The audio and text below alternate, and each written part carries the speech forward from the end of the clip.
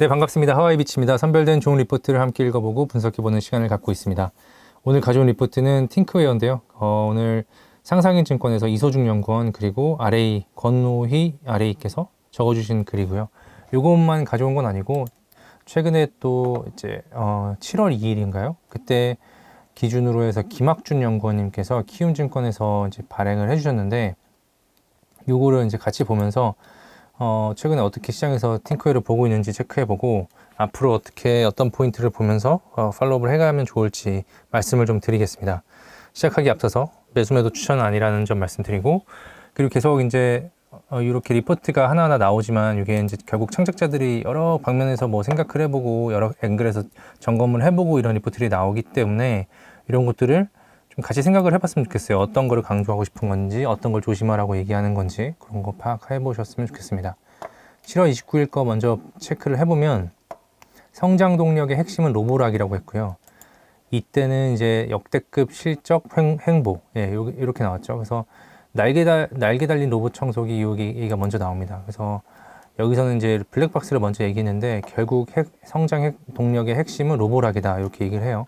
그래서 로보락부터 좀 얘기를 드려보면, 일단 로보락 국내에서 판매되는 거에 대해서 2023년에 생활가전 매출이 한 2,100억이었어요. 2024년에 상반기 추세를 살펴보면 약 3,000억대의 매출이 기대된다고 해요. 2024년 상반기 추세를 다 이제 스프레드 시켰을 때 아마 그런 기대를 하는 것 같고요. 그리고 생활가전 제품 중 로보락의 국내 판매가 원활하게 이루어지고 있으며 2024년에는 오프라인 매장을 2023년 말 기준 4개에서 26개로 확장할 계획이다.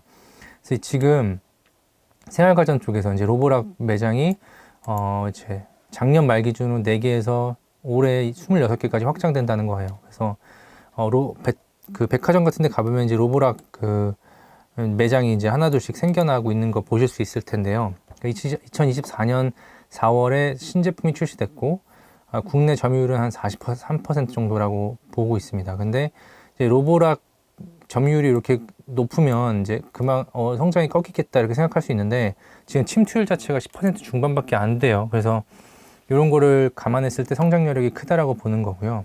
그리고 매핑 경쟁력이 우수한 상황이며 오프라인 매장을 통해 연령대 범위가 확대되고 있다. 이외에 헤어드라이기, 액션캠 등 제품 다각화도 추진 중이다. 이 뒤에 있는 제품 다각화는 아직 분명한 성과가 나온 것 같지는 않고요.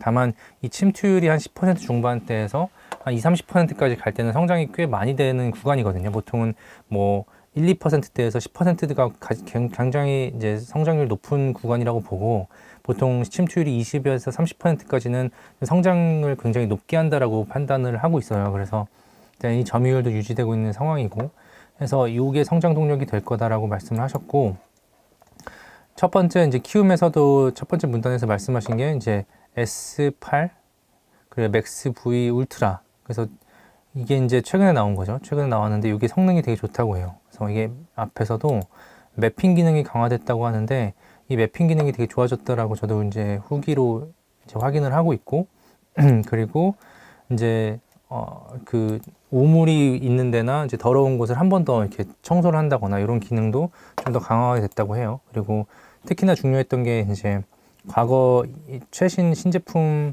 직전에 나왔던 게 그 좀 통 자체가 좀 닦기가 좀 불편했었거든요. 은근히 이제 되게 손이 많이 가고 손 넣어가지고 닦기도 좀 불편하고 했었는데 이번엔 넓어졌어요. 그래서 넓어지면서 좀 높이도 좀 줄어들고 이런 것들이 좀 좋아지지 않았나. 이게 은근히 이제 귀찮으면 청소라는 게 조금 귀찮아지면 요거 막 잘 안 쓰게 되고 그러거든요. 전자제품을.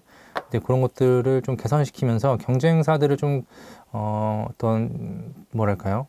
견제하는 그 경쟁사 대비 좀 확실히 이제 어떤 차별성을 가지려고 하는 노력들을 계속 하고 있는 것 같습니다. 그래서 여기 보시면 당사에서는 약 7.5만 대가 2분기에 판매된 거로 추정한대요.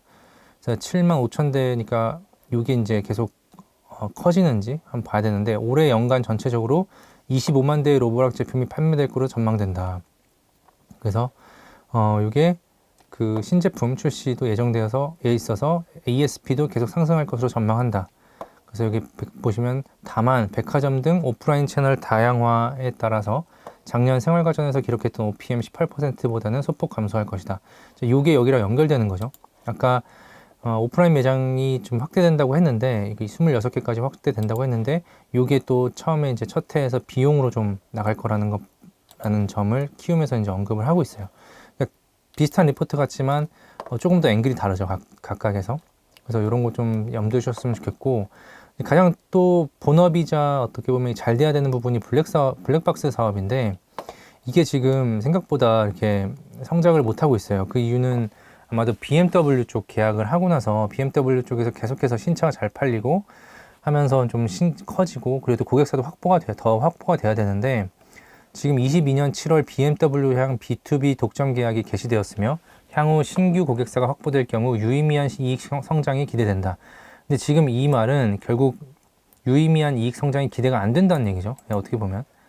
왜냐하면 지금 신규 고객사 확보가 아직 가시화되지 않는다는 상황이 가장 좀 아쉬운 부분인 것 같아요. 그래서 해외 매출 중 유럽이 약 절반을 차지하는 중이고, 오프라인은 베스트바이나 뭐 온라인 아마존 중심으로 판매되고 있다라고 하는데, 이게 분명히 터져줘야 돼요. 근데 지금 계속 뭐 수년째 얘기가 되고 있는 게 결국 블랙박스 의무화 시장, 요게 계속해서 터져줘야 되고, 점점 이제 국가들이 좀 확장이 돼야 됩니다. 그래서 고객사 확장되는 그림은 분명히 방향성은 맞지만, 좀 블랙박스 쪽에서 팅크웨어가 분명한 그림을 보여줘야 된다라는 과제를 좀 가지고 있는 것 같아요. 그거를 좀 염두에 두고 투자를 하셨으면 좋겠고, 그리고 7월 초에 나왔던 이제 키움 걸 다시 더 보면 블랙박스는 여전히 부진하지만 이익은 개선. 여기 보시면 이 상상인증권에서는 굉장히 긍정적으로 조금 더 톤을 어떻게 보면은 부정적인 것보다는 좀 뉴트럴하게 중립적으로 쓰려고 노력을 하셨는데, 여기서 보면 여전히 부진하다라는 말을 썼어요. 그래서 이런 것들이 어떻게 보면은 뭐 각각의 톤이 좀 다르지만 같은 이야기를 두고서 어느 정도 강도로 말씀을 하시는지 좀 체크를 해봤으면 좋겠고, 블랙박스는 애프터마켓 부진이 지속되고 있다. 관련된 매출의 감소가 지속되고 있다. 요거를 사실 많이 만회해 주는 게 로봇 청소기죠. 그래서 요 실적이 잘 나와주는 거를 계속 팔로우업 해야 된다. 그리고 BMW향 비포마켓도 큰 폭으로 늘어나지는 못하고 있어서 소폭 이익 실현에 그치고 있다. 이제 BMW가 잘해줘야 되는데 전방 산업 자체가 조금 슬로우하다 보니까 영향도 있을 거고, BMW 아니더라도 고객사가 확대되는 거, 그게 정말 중요한 이슈가 될 겁니다. 제조사 확장을 위한 영업력을 확대하고 있는 것으로 파악한다. 근데 이거는 어디나 얘기를 붙일 수 있는 거죠. 어떻게 보면 제조사 확장을 위한 영업력을 확대하고 있는 것으로 파악한다. 이 톤이 제조사 확장을 위한 그 영업력을 갖추고 제조사 확장되는 그림이 보이는 것 같다, 아니면 추정된다, 이런 말로 바뀔 때가 팅크웨어가 아마 주가가 좀 더 강하게 움직일 수 있는 부분이 아닐까 싶습니다. 그래서 이제 이렇게 리포트를 한번 같이 읽어봤고요. 최근에 퀀티케이에서 이렇게 퀀티케이 들어오셔서 이제 네이버 영문으로 퀀티케이 치시면 들어오는 수 있는데, 팅크웨어 관련된 실적 코멘트 이렇게 보시면 여기 보시면 이렇게 시청력 급발진 사고로 페달 블랙박스 설치가 급증하고 있으며, 두 개의 제품을 출시 중인 팅크웨어도 페달 블랙박스 이슈로 인해 국내향 매출이 증가하고 있다고 합니다. 그러니까 요 지금 최근에 좀 안타까운 사건이 있었죠, 시청력 그 부분에서. 그래서 요게 어떤 계기가 돼서 어떤 이렇게 페달 블랙박스가 좀 많이 나가는 상황이라고 지금 확인이 되고 있고, 유럽이나 일본 등에서도 7월부터 상용차 신차의 사고 기록 장치가 의무화됨으로써 해외 B2C 향 실적도 꾸준히 증가하는 추세다. 이게 분명한 실적으로 나와줘야 돼요. 그래서 지금 이런 얘기들은 그 투자자분들이나 어떻게 시장에서 어떻게 보면은 예측 가능한 부분인데, 이게 진짜 눈으로 실적으로 찍혀주는 모습을 보여줄 때 팅크웨어가 좀 더 강한 상승을 보여줄 수 있지 않을까 싶고요. 그동안 적자를 기록해왔던 본업 블랙박스 부문도 올해는 흑자 전환을 기대하고 있으며, 가전 부문 로보락 신제품 출시 효과로 판매 증가로 인해 올해 사상 최대 실적이 예상된다. 그래서 결국 가전 로봇, 그러니까 로보락의 어떤 선전이 굉장히 중요하다. 지금 굉장히 잘하고 있는데 OPM은 한 작년에 18% 정도보다는 못 미칠 것 같다. 이런 정도를 감안해서 체크를 해보셨으면 좋겠습니다. 그리고 오늘 뭐 팅크웨어 마치기 전에 이렇게 mentor.co.kr 이렇게 들어오시면 기술적 분석 리포트 우리가 강의를 오픈해놨는데요.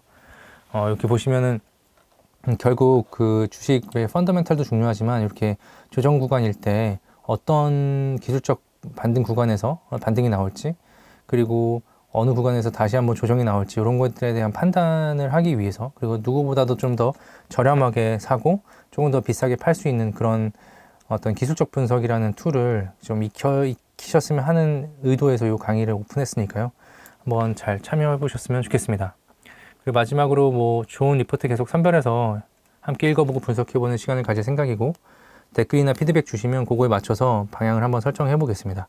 그리고 영상이 좋았다면 좋아요, 구독, 댓글, 그리고 알림 설정까지 부탁드립니다. 감사합니다.